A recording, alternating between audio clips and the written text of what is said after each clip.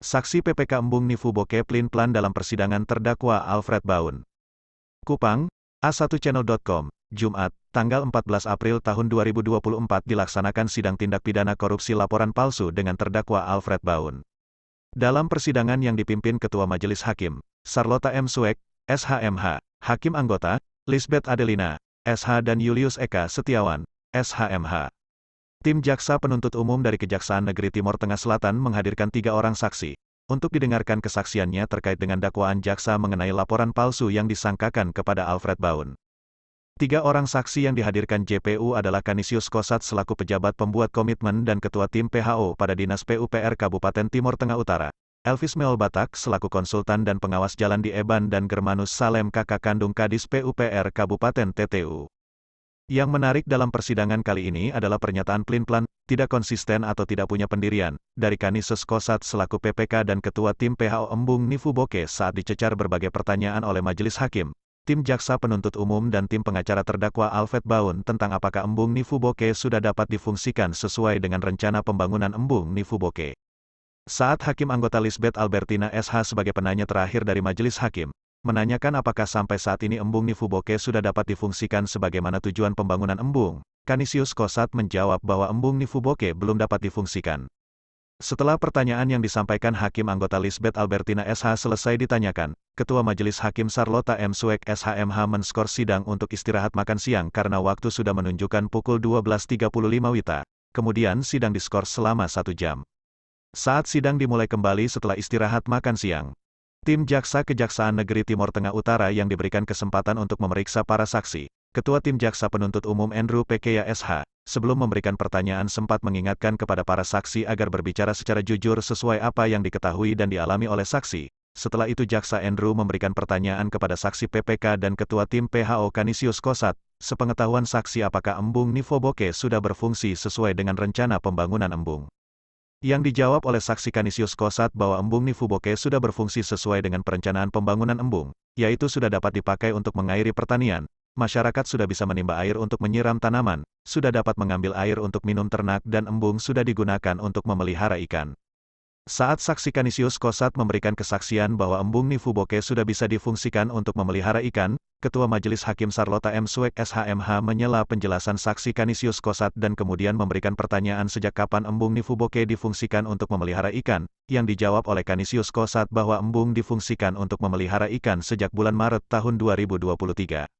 Atas jawaban PPK dan Ketua Tim PHO Dinas PUPR Kabupaten Timur Tengah Utara tersebut, Ketua Majelis Hakim nampak sekali seakan sangsi dengan pernyataan Kanisius Kosat tersebut, karena terdakwa Alfred Baun sudah ditahan oleh Kejaksaan Negeri TTU pada bulan Februari tahun 2023, dan pemungsian Embung Nifu Boke untuk memelihara ikan, baru dilakukan pada bulan Maret tahun 2023 setelah berkas Alfred Baun sudah ada di Pengadilan Tipikor. Mendengar pernyataan Hakim Ketua, wartawan media ini kemudian coba melakukan penelusuran kapan perkara Alfred Baun dilimpahkan ke Pengadilan Tipikor Kupang, dan mendapat informasi dari pemberitaan media online poskupang.com bahwa benar Jaksa Andrew Pekeya SH telah melimpahkan berkas Alfred Baun ke Pengadilan Negeri Kelas 1A Kupang pada hari Kamis, tanggal 2 Maret tahun 2023, pukul 14.30 WITA. Selanjutnya di dalam persidangan tim jaksa terus melanjutkan pertanyaan kepada Kanisius Kosat dan 2 orang saksi lainnya. Setelah tim jaksa selesai memberikan pertanyaan kepada para saksi, maka diberikan kesempatan bagi tim pengacara Alfred Baun untuk memberikan pertanyaan kepada para saksi. Tim pengacara Alfred Baun, Jamie Haekase SH dan Ferdi Makten SH kemudian mencecar para saksi dengan berbagai pertanyaan mengenai dakwaan laporan palsu yang didakwakan kepada terdakwa Alfred Baun. Simak pernyataan pengacara Alfred Baun yang diwawancarai usai sidang. Fakta persidangan hari ini, tanggapan Pak Pengacara seperti apa? Saya pikir normal dan sampai dengan saat ini kalau versi kami bahwa jaksa lebih banyak membuktikan di luar daripada laporan amanah pasal 23 yang tidak sesuai dakwaan dan untuk ke pasal 220 KUHP. Itu tidak baik, kami jaksa tidak fokus ke sana. Oke. Tadi baik Pak. Tadi ada pertanyaan hakim yang mengatakan bahwa embung tidak berfungsi, terus masuk pada pertanyaan kedua bahwa dia mengklarifikasi ada salah satu saksi, itu tanggapan advokat seperti tentu pembuatan bukan embung saja, semua jenis proyek pemerintah tentu dia intinya adalah pada asas manfaat, kan begitu. Nah, kita fokus ke kasus. Pilihan kami membuat laporan ke APH, Aparat Penegak Hukum dan Kejaksaan Tinggi, karena ada dugaan, ada indikasi, dan ada indikasi bahkan ada dugaan pelaksanaan proyek itu berindikasi merugikan negara. Karena apa? Buktinya di dalam persidangan fakta terungkap bahwa asas manfaatnya tidak tercapai saat ini. Begitu. RAP-nya, contoh di dalam RAP tidak ada tentang pengadaan pipa, gitu. Tapi buktinya dilakukan pipa, diadakan pipa. Pengadaan pipa itu pun bukan dalam masa pemeliharaan, tetapi setelah masa pemeliharaan, gitu. Jadi bagi kami asas manfaatnya tidak tercapai, maka otomatis ada indikasi merugikan negara, begitu. Berarti laporan yang disampaikan oleh klien kami benar, tidak ada yang palsu. Pekerjaan fisik ada indikasi merugikan negara. Di dalam fakta persidangan sudah mulai terungkap. Buktinya asas manfaatnya tidak tercapai. Perlu diingat bahwa perbaikan sesuai dengan keterangan saksi tadi dilakukan setelah ada laporan. Berarti seandainya tidak ada laporan menyangkut ada laporan tentang ada dugaan-dugaan ini, berarti tidak mungkin ada perbaikan. Oke, ini kan masih tahap saksi-saksi dari jaksa. Ya.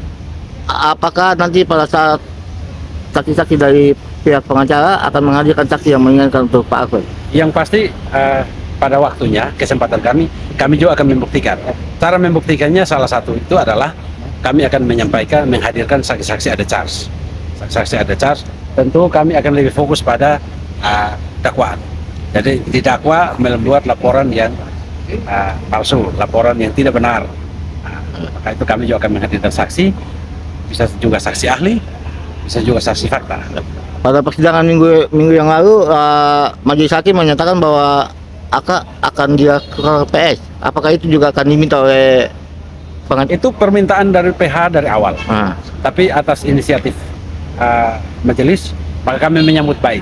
Dan itu akan terang benderang bahwa itu fiktif atau tidak, laporan itu benar atau tidak.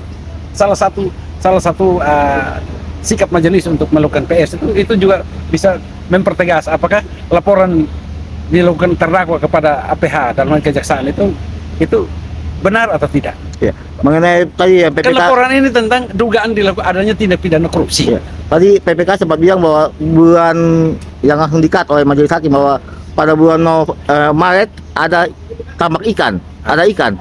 Itu tanggapan penasihat hukum berapa? Sesungguhnya itu tidak perlu kami tanggapi, tetapi kalau kita mendengar keterangan itu lelucon sesungguhnya. Mengejar untuk ada asas manfaat, tetapi kembali seperti tadi saya katakan, misalnya tidak ada laporan ke APH oleh terdakwa, tidak mungkin ada penyempurnaan terhadap dua jenis proyek tadi. Kita lebih banyak tadi kita dalam pembuktian kita lebih mengarah kepada embung itu, jalan Ekronikus itu Pak. Sampai saatnya juga kami akan membuktikan bahwa pekerjaan itu tidak sesuai RAP. Kami akan membuktikan itu. Begitu. Mungkin dilanjutkan oleh teman. Ada tambahan Bapak sesuai persidangan pengamatan sebagai penasihat hukumnya Alfred Baut? Iya, yang pertama kita terima kasih kepada majelis hakim karena memang tadi cukup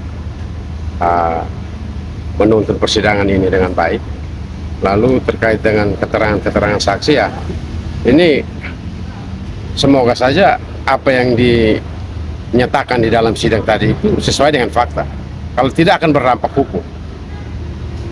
Majelis sendiri juga sudah menyampaikan itu di awal persidangan. Nah, tadi sudah ada beberapa hal yang potensinya akan berdampak hukum.